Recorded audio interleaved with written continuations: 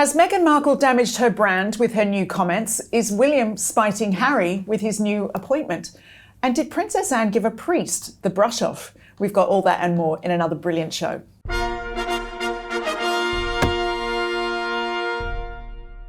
Hello and welcome to Palace Confidential. I'm Jo Elvin, and back this week is the Daily Mail's royal editor Rebecca English and the paper's diary editor Richard Eden. Welcome to you both. I know you were both very missed. Now, if you like seeing these two, and I know that you do, and indeed the other great royal videos we put out, then why not subscribe to the Daily Mail Royals YouTube channel? Just click that button and you'll never miss another episode. So, let's get to it. And first things first, we must wish a very happy birthday to Prince Louis. William and Catherine's youngest son turned an unbelievable 7 this week. Where does the time go? And they marked the occasion with a very cute photo and also a video. Rebecca, what can you tell us about it? Yeah, we were spoilt this year because obviously we expect the portrait on the big birthdays, but we got a behind the scenes video of that portrait session.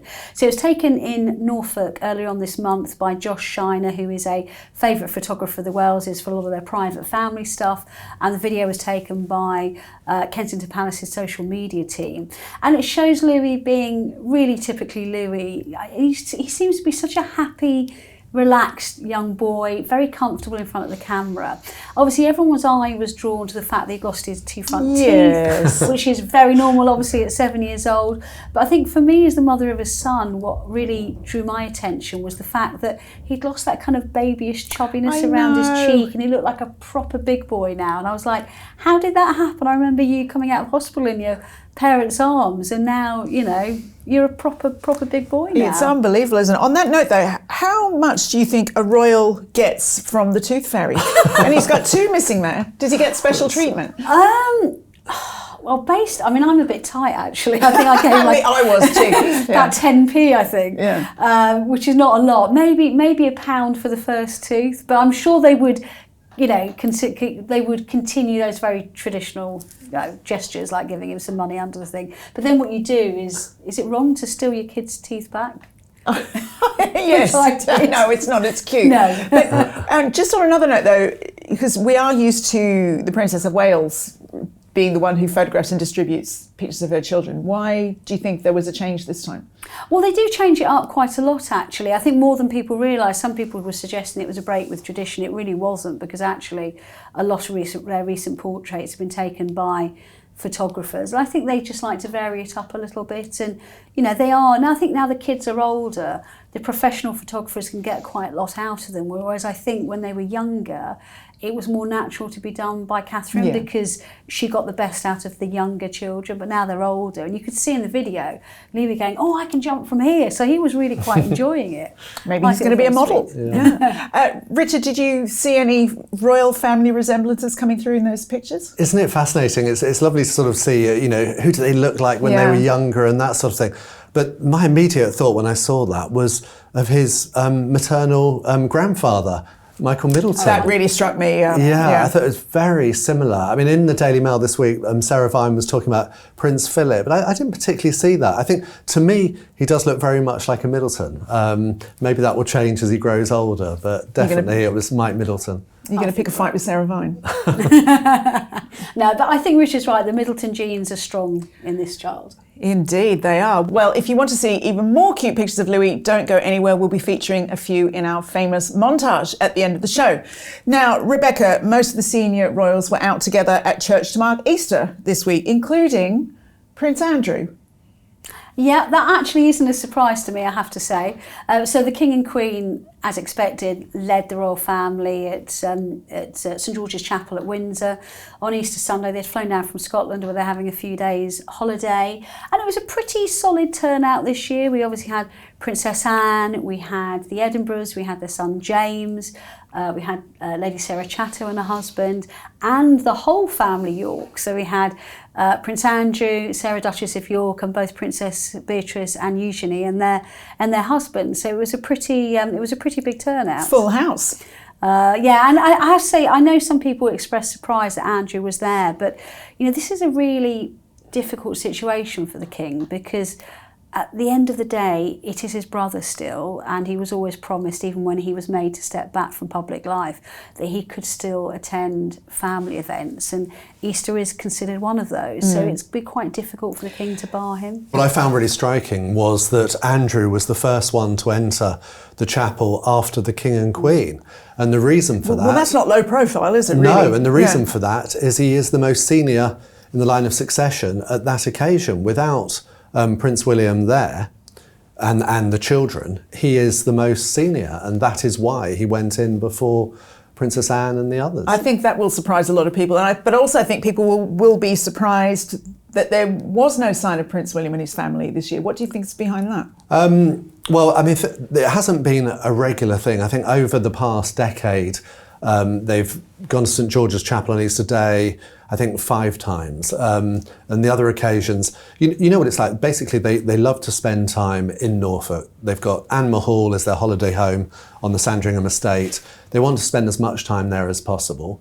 There have been suggestions that Prince William's not a great churchgoer. I remember in Robert Hardman's book the recently, head of the Church of England. He will be the next Supreme Governor of the Church of England, but I can reassure them, they did still go to church. They just went to St Mary Magdalene at Sandringham instead on Easter Sunday. But it will be very interesting to see, I mean, when he eventually does become king, will he attend Windsor each year? I mean, I suspect he will, because that is an established royal tradition. But it is very notable that, he doesn't always go. Well, we will be coming back to William, as we'll discuss him more on the programme later today. But before that, though, we have to talk about Princess Anne's exit from the church, which has caused a bit of a stir on social media. So let's have a look at this.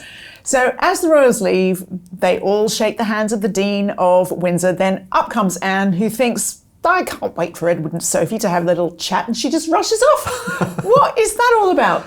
Well, I think anyone who goes to church knows that it can be a bit awkward if you've got sort of 100 people wanting to greet the vicar as they leave. Some do, some don't. But I think, as we know on this programme, Princess Anne is a woman in a hurry. It was brusque, wasn't it? There was a definite measure of brusqueness there. I think what I would say is that with these videos, you never really know what's gone on. It's perfectly possible that she's already had a chat with the Dean, either when she entered or when she left inside the church. So we don't really know. Sometimes you see a sort of 30-second clip and people say, oh, it shows this. But I don't think it necessarily does. But for me, it kind of symbolises Princess Anne as a woman in a hurry, and the Dean should, damn well just chase after her. It definitely did chime in with on-brand Anne, didn't it? Yes, it did. And I was going to point out as well, just because it's worth mentioning, that she's actually on another foreign visit this week in Turkey on behalf of the King. You just missed her, Richard. I was in Turkey last week. It's a shame I didn't. She came after me. Well, she's highlighting events around the anniversary of Gallipoli. But she is a woman on a mission, because she needs to get back to get her stuff ready to head off to Turkey. Indeed. Well, following in Eden's footsteps. Yeah. And we all had Easter eggs to eat, of course. Indeed. Yeah. I don't think Anne is an Easter egg indulger, do you? No, I don't think just she seems like much apart from horses. A luxurious frippery too far for our Anne. But anyway, Rebecca, we also have had an update on Trump's state visit to the UK, haven't we? From President Trump himself, actually, because every time I speak to Buckingham Palace about it, they were like, we can't say anything. We're talking with the Foreign Office and with the White House. And then up pops President Trump going, when he was asked about it, going, oh, yeah, we're trying to get it together for September. What's interesting, and I think this is very fascinating, is that the mood very much from Buckingham Palace was, we would like to invite you over for this private visit to discuss the historic second state visit, and we'd like to invite you to Scotland, because they thought he would really appreciate a trip to Scotland. Obviously, his home of his late mother Mary. There's a lot of heritage there. He owns a golf course there, and more than that, we're going to invite you to either Balmoral or Dumfries House. So basically, into the very private enclave of the King, which I think they thought would be a very big gesture to him. But it either doesn't work out for him timing-wise, or he wants a bit more of the obvious pomp and pageantry. So Windsor Castle is now going to be. Well, Balmoral at Dumfries House is not great for the photo shoots, is it? The backdrop. It's much better to have that, Windsor that Americans might know, or... Exactly, but the funny thing is, that's actually, they saw Scotland as more exclusive. Yeah, absolutely. Yeah. I mean, nobody, apart from really the Prime Minister or family members, gets invited to Balmoral. It's very much the private home. So and what's quite funny, some of the terminology the President used, he said that it's going to be a fest. I'm not quite sure what a fest is. I'm not sure even Buckingham Palace know what a fest is. But I think that means halfway between a private visit and a state visit. He means it's going to be a party, Yeah. It's festival vibes at Windsor Castle. We've got Buckingham Palace here, At least it's not a covfefe, remember that? Yeah, well, they can't actually go to Buckingham Palace because the last leg of the refurbishment is kicked in, so they can't actually use a lot of the staterooms now. But kind of Windsor Castle is still a very, very special place to visit. And Richard, there was a report that the French president might get in there first. That's got to be a blow, hasn't it? Well, I'm sure the King will enjoy this competition to see him first. Who's your favourite? Yeah, I mean, to be honest, I've heard different things. I think it's not clear, actually, who will be the first to visit. But it does seem that the King struck up quite a warm relationship with Emmanuel Macron. Apparently they speak on the phone quite regularly. Perhaps the King likes to practice his French, you know. Yeah. But I think Macron's a very charming, personable person, so, that makes sense. You're saying President Trump is not? No, I'm sure he is too. But, anyway, so I think it's quite fun, this competition between them. So may the best man win. And don't forget, sorry to interrupt, you're saying when Queen Elizabeth died, I was really struck by the statement that Macron put out. Considering he president of a republic that obviously their royal family had a less happier end a couple of centuries ago, but it was so warm, and talking about the example that Queen Elizabeth set. So there's quite a good kind of Anglo-French relationship at the moment, I have to say. Yeah, but do you think, Rebecca, we can really read much into it all who has the state visit first? Is that really such a significant No, because if you were arguing that, you'd ask why South Korea had a state visit, even before France. So and of course, let's not forget, this is not actually what the head of state wants, it's what the British government wants. It's where their priorities lie. And actually what was so clear about the trip that I went with them on to Italy before Easter, the state visit to Italy, is that the British government is really trying to reset relationships with European partners post the Brexit vote here. So they actually very much see that as a big priority for them. And of course, the King will go along with whoever the government sees their priorities lying with. So, and the fact is that President Trump has not only been given an historic state visit, but is also being invited for a personal visit. So, I think you can't read too much into it. Well, speaking of house guests for the royal family, there have been some good, some surprising, and some really quite terrible ones over the years, including the one who upset Queen Elizabeth II and one who flirted with Queen Victoria off with their head.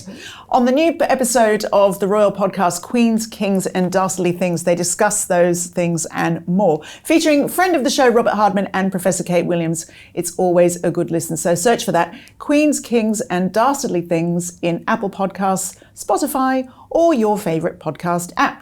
We'll put a link to that in the description below. Okay, let's hear some of your comments from last week's show now. And on the subject of whether Prince Harry should get taxpayer-funded police protection when he's in the UK, Annie Matthews says, what? A 4-car motorcade to go shopping in M&S, or the latest opening of a show or movie? I don't think so. He's a private citizen, not working royal on duty. And Scylla agrees. What's the problem with this guy? 28 days notice before a visit is perfectly sensible and no trouble for somebody who doesn't work.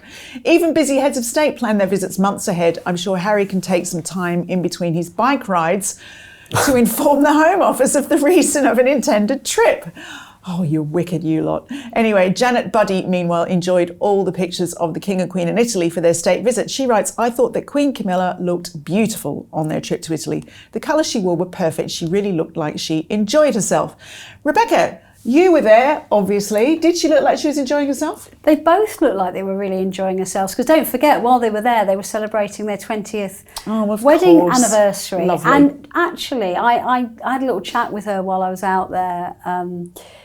And given everything they've been through in the past year, they're in a really good place, and they looked so happy and so comfortable in each other's company. It was actually very touching to see. And as always, every now and again, you see the king looking a little bit tired. I mean, let's not forget, it was a line I broke while I was out there that, you know, he'd helicoptered down from Highgrove, you know, hours before they left to go and have his latest cancer treatment, and then went back, which I do think is a mark of the man and the strength he's shown in the last year. But given all that, they really, really enjoyed themselves. They were both talking about how much they love Italy, the food, the culture, the people, and it definitely gave them a spring in their step.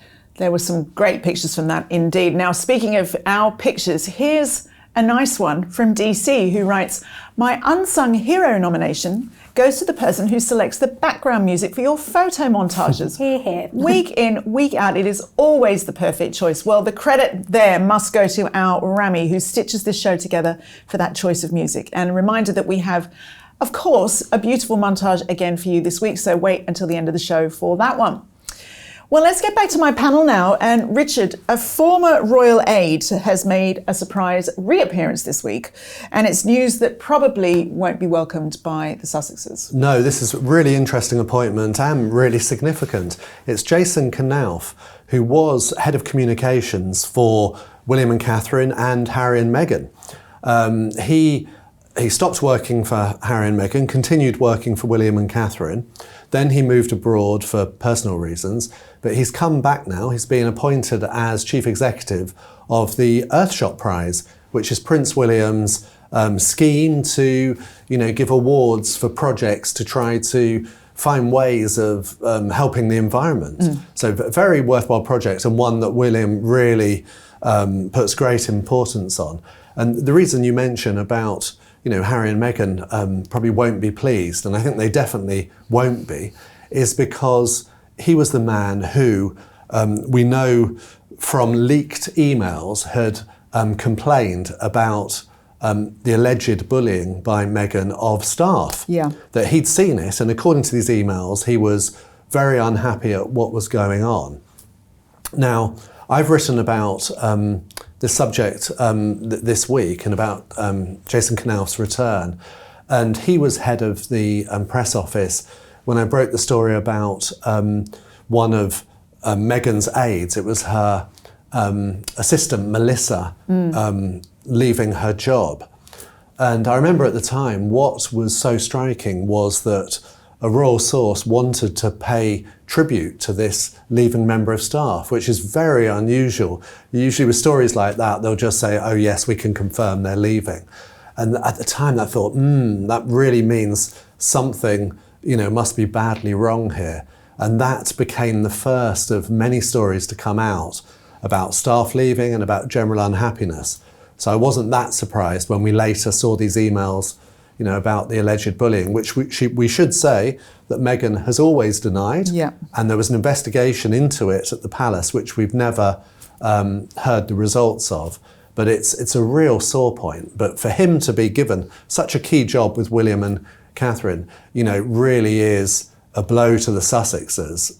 And I think is a sign that William does not see any rapprochement being likely with his brother. Interesting. And it's also interesting, isn't it, Rebecca, because Jason Knauf, we spoke about him a few weeks ago when he gave a rather interesting interview to an Australian TV network. And we were speculating on whether or not that was something that William would have been fine with. Yeah, and I think Jason, I think I said at the time, knows William very, very well, both professionally and personally, and would probably know, even if he hadn't asked permission, instinctively what they would be comfortable with.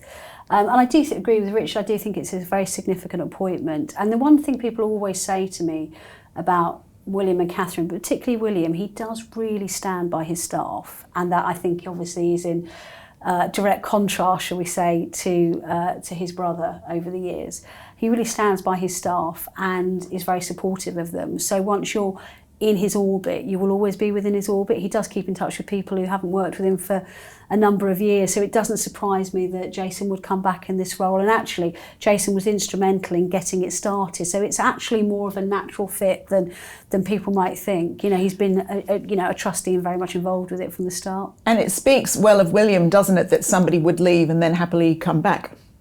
Yeah, and you do actually find that it's quite an interesting, might be the subject of another programme we do on royal staff, but I know within Buckingham Palace and also within previously Claret's House, when Charles and Camilla were Prince of Wales and Duchess of Cornwall, you would find that a lot of staff who had to leave their job because they were a police officer who was at retirement age would actually come back to work for them in a personal capacity because they enjoyed working for them so much and were very loyal to them and actually were treated very well, because the royals, I think, on the whole, know that the people who work for them work long hours, and not for the best of pay, considering the amount of hours they do and the loyalty they show, and they respect that, and that's really important, that basis of trust, I think, in the relationship. Yeah. And I think sorry, go ahead. I was going to say, and you just do see people working for them for an entire lifetime, and I think that speaks volumes. And I think I should say for context that this Melissa, the aide who had left, the point was she'd actually helped with all the fraught arrangements for Harry and Meghan's wedding.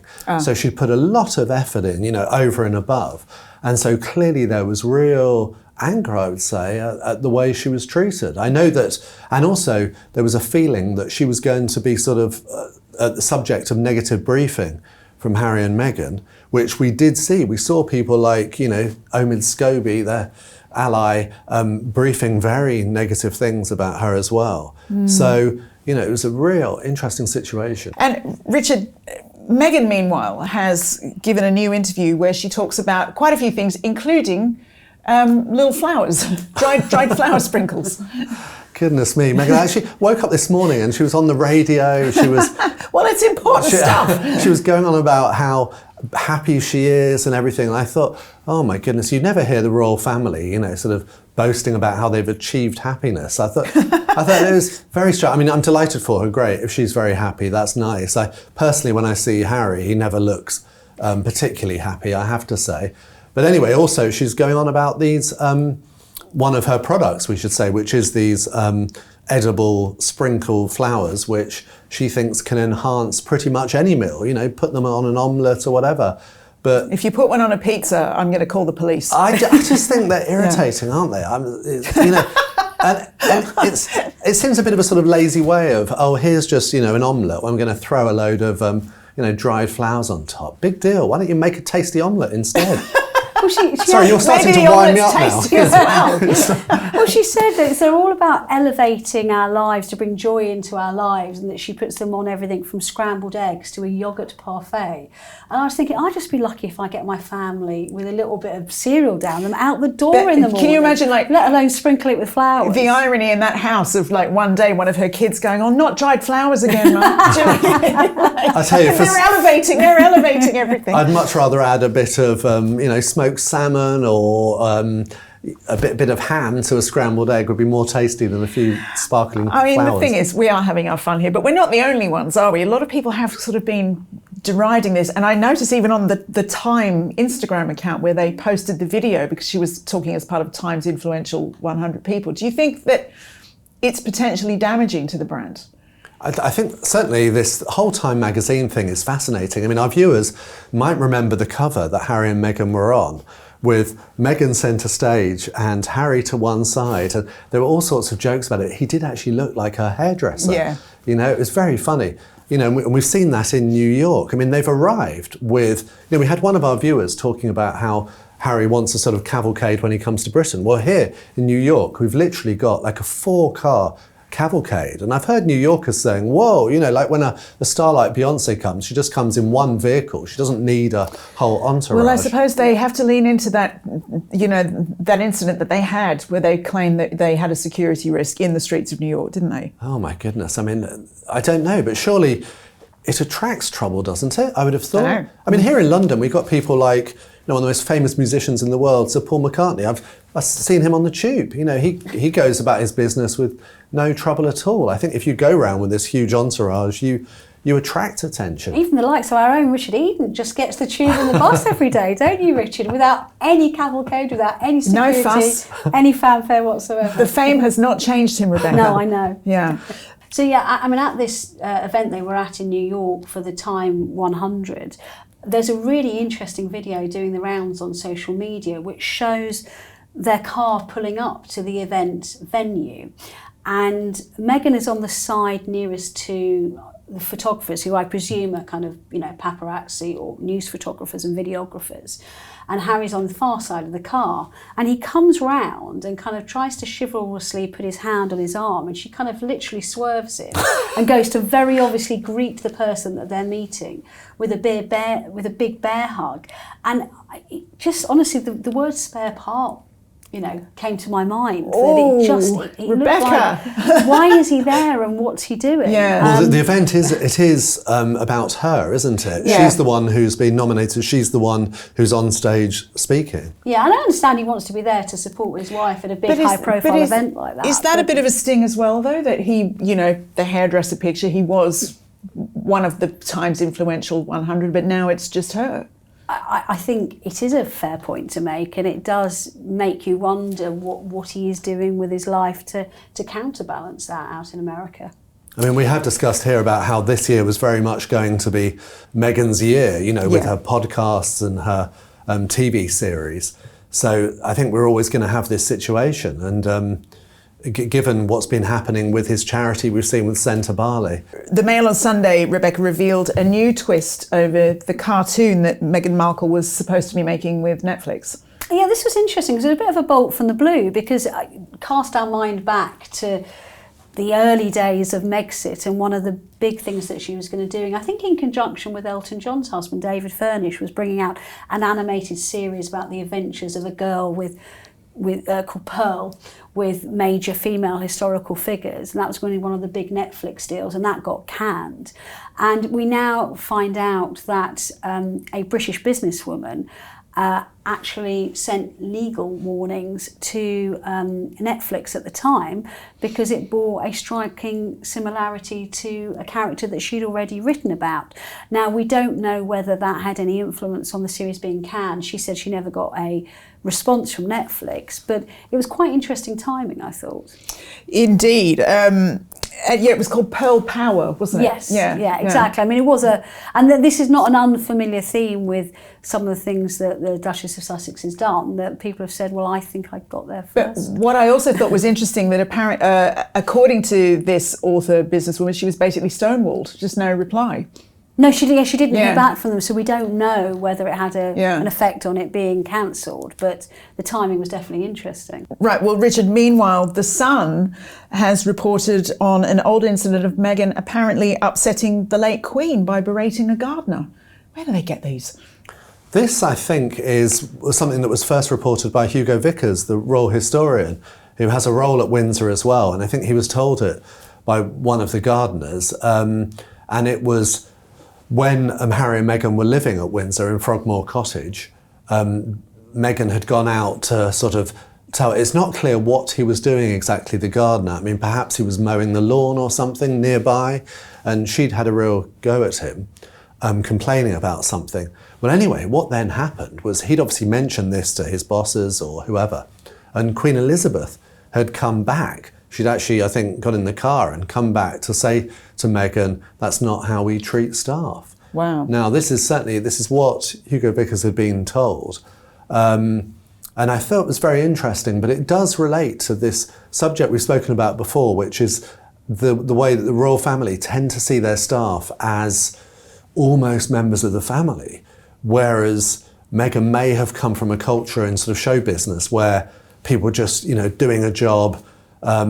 He may have felt that he was doing what he was asked to do, perhaps mow a lawn nearby, and she didn't want the noise. Who knows? Yeah. But clearly it upset the late Queen. Well, sorry, Jo, so this goes back to the point I was making earlier, that the royal family occupy such a strange existence because they're the most crowded people in the world. They have all these big castles and palaces, yet they are constantly surrounded by people. There are staff everywhere. And so you have to have this strong element of trust. And in doing so, you treat these people well. And if you do, these people won't talk about you because they have enormous loyalty and respect. And I think that was always the problem for Harry and Meghan in particular, is that relationship wasn't built, and that's when word started eking out that there was trouble in paradise. But despite all of this, Richard, you quoted a friend of Harry's this week, who says that any criticism of Meghan just makes him want to dig in and defend her more. Yes, this was a genuine good friend who didn't want to be named, but I thought his quotes are really striking. I mean, people can find this story online, but he was talking about how Harry knows that lots of people hate his wife. He did use that word, but it only makes him defend her more, and that he sort of sees her as someone who needs his protection, and so any criticism he takes very personally, and it makes him, love and cherish her more. So it's a sign of his loyalty to Meghan, certainly. I mean, that's how the friend was interpreting it. But it does show how, very much they're a tight unit, and he will defend Meghan. It's them against the world. Yes. Oh, wow. Well, let's return to Prince William now, Rebecca, because I know that you're off on a trip with him north of the border next week. You excited? Not just him, with his wife as well, the Princess of Wales. They are both going to the Isle of Mull, which is part of the Inner Hebrides. And honest to God, I was telling you a lot earlier on, it was easier for me to get to Samoa last year than it is for me to get to Mull next week. It's a bit of a wacky races style journey, planes, trains and automobiles off to the coast of Scotland. But what's lovely is it's going to be their 14th wedding anniversary on Tuesday. Well, Rebecca just seems to accompany all these royals on their wedding anniversaries. Have you noticed? One week it's Rome, next week it's not the same magic without you there, Rebecca. It's a treat for them. That's all I can say. It wouldn't be the same for them. But they don't normally celebrate this publicly, but they are this year. And I do wonder if that's because of everything they've been through in the last year, and that they have got a lot to celebrate now, because it will be, I suppose, the longest event that we've seen Catherine out and about for since she announced that she was in remission from cancer. They're going to be there on public engagements for 2 days. The Isle of Mull, we're going to go to Tobermory, which, if anyone's got children, is famous because the children's series Balamory is set up there. It's very distinctive, all these brightly coloured houses. And there is a serious point to the trip. They want to highlight the resilience of these very remote island communities and how self-sufficient they are economically, and the amazing nature they've got around them, and they're a great place to visit. But I think it's quite lovely that they're willing to celebrate what they normally celebrate privately so publicly. Lovely. So hopefully there'll be some acknowledgement of the event as well. Say hi to PC Plum for me while you're there. From Balamory. Apparently we can also expect him to carry out a very important diplomatic engagement on behalf of his father. Absolutely. So he will be representing the King at the funeral of Pope Francis on Saturday. There was some surprise when this was announced, but actually this is not a surprise, because something we've spoken about on the programme before, that British monarchs uniquely don't tend to attend funerals personally unless it's for a very close family member. They would normally send a representative. And indeed, when Pope John Paul II died, Prince Charles, who was then Prince of Wales, went on behalf of the late Queen. And that's a kind of, for the Pope, it's slightly a more recent phenomenon, because actually in years gone by, the Queen would just send the Earl of Norfolk or one of her diplomatic representatives. So it wasn't a surprise to me that they announced that William would go, but it's obviously the first time he's represented either his father or his grandmother at a state funeral. He's been to the Middle East, to Kuwait, to pay his respects, but that wasn't to attend a funeral. So this is a big step up for him in terms of his role as an international statesman and future head of state himself. We're going to see all the big names there: President Trump, we're going to see President Macron, we're going to see the Chancellor of Germany. So all the big political representatives are there. So this is a big moment for him. And it will be a real royal gathering, won't it, Richard? Who else can we expect to see? Yeah, I mean, obviously the Catholic monarchs will be definitely going there. We'll see King Felipe, Queen Letizia of Spain.